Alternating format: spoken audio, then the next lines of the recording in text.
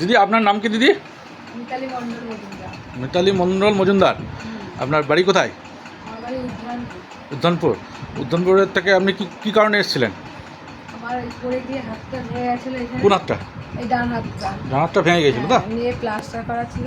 এখন এটা আচ্ছা এখানে 14-15 দিন ফিজিওথেরাপি করে এখন হাতটা মোটামুটি ঠিক আছে। আমাদের নিরাময় স্বাস্থ্য একু এবং ফিজিওথেরাপি সেন্টারে আপনি 14 থেকে 15 দিনের মতো ফিজিওথেরাপি করলেন। এখন করার হাত সোজা আছে। হাত সোজা হয়েছে তো? হাতটা একদম পুরোপুরি সোজা করুন। হ্যাঁ, হাতটা ভাঁজ করুন, ঠেকান। হ্যাঁ, আবার সোজা করুন। তাহলে ভাঙা হাত সম্পূর্ণ সোজা হয় তো? হয়েছে। একদম। আচ্ছা, আমাদের চেম্বারটা আপনার কেমন লেগেছিল? ভালো।